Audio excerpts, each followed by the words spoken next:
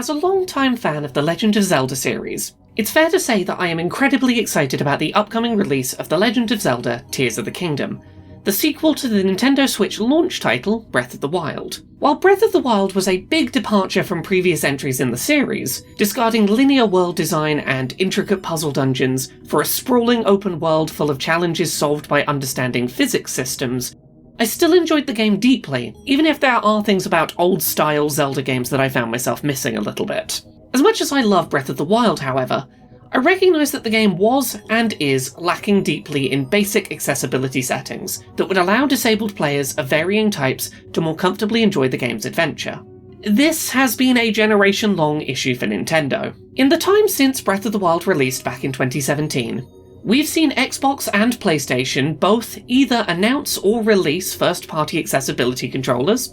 implement accessibility tags on their online digital storefronts, break new ground with features such as high contrast mode visuals, and experiment with implementing long overdue features seen in other forms of media, such as sign language interpreter support and audio descriptions. By comparison, most Nintendo first-party exclusive games on Switch still lack very basic accessibility features that are becoming standardized across many other large publishers' releases. So today, on Accessibility, we're going to talk about some of the accessibility settings that The Legend of Zelda: Breath of the Wild was lacking when it released back in 2017, and some settings that we would love to see finally implemented when Tears of the Kingdom releases in just a few short weeks. Starting with perhaps the most obvious accessibility complaint about Breath of the Wild, and one that I suspect many non-disabled gamers would also bring up in this kind of discussion, I really hope that we see Tears of the Kingdom do away with mandatory motion controls for in-game puzzles. In Breath of the Wild,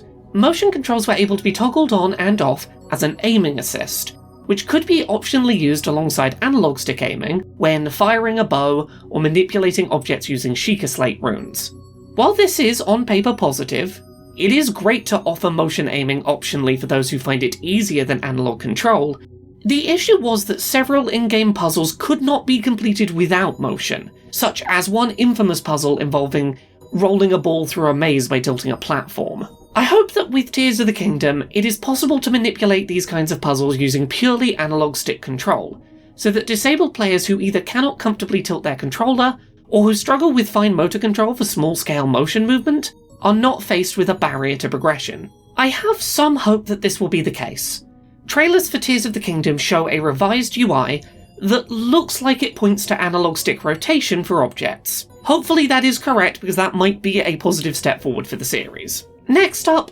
an option the Legend of Zelda series used to support, but failed to include in Breath of the Wild. I really hope we see Tears of the Kingdom bring back the option for enemy lock-on to be treated as a toggle rather than a button hold. In many past Zelda games, you could set your control style so that a single button press would lock you onto an enemy, and another press of that button would remove your lock-on from that enemy, rather than players needing to keep a button held down for the entire duration of a fight if they wanted to stay locked onto an enemy, as is the case with Breath of the Wild. This is particularly important for players with conditions such as muscle weakness, chronic pain, or have reduced ability to interact with multiple buttons at once. On a similar topic, allowing players to activate toggles rather than button holds for aiming their bow, or opening weapon access quick menus, would also be a great step forward. Ideally, anything in your game that is a button hold should be able to be tweaked in settings so it's instead a button toggle. Next, it would be great to see Tears of the Kingdom offer some basic accessibility options that,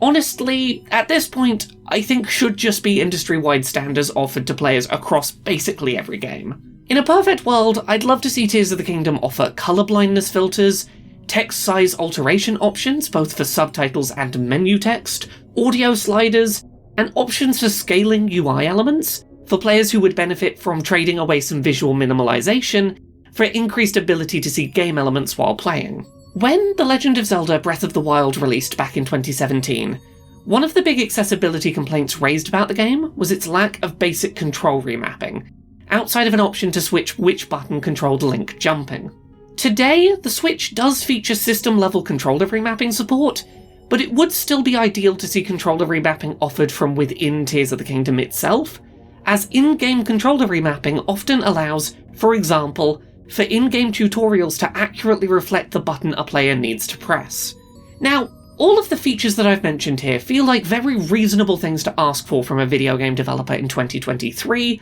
but with Nintendo's track record the past few years, even this much honestly feels like a stretch to ask for. I feel like if I go into Tears of the Kingdom expecting all of these features to be available in-game, I'm going to be disappointed. In a perfect world, I'd get more ambitious. I'd ask for more from Nintendo. I'd ask for support for features like high contrast mode visuals, or visual indicators that show where a sound came from and what the source of the sound was for deaf players. I'd ask for gameplay assist features like aim assist, or options to alter game balance. But this is Nintendo, and a lot of those sorts of features feel just as out of reach in a Nintendo game today as they did when Breath of the Wild released back in 2017. I hope to be surprised by Tears of the Kingdom's level of accessibility support when it releases in a few weeks, but I feel what we're going to see instead is how little Nintendo has improved its accessibility offerings compared to its contemporaries in the time since this sequel entered development. I certainly don't feel like Tears of the Kingdom is going to be the last big Nintendo Switch game ever released, but I do feel like Breath of the Wild and Tears of the Kingdom are bookends of a sort for the Nintendo Switch as a system. And I really hope that we see some degree of accessibility improvement between those two games, because if not, I worry about what that says about where Nintendo is on their journey to finally catching up and being a little more accessible like the other console makers that they're sort of existing in this space with. Thank you so much to this month's Patreon backers who help make this show possible. You can support the show and everything I do at patreon.com/LauraKBuzz.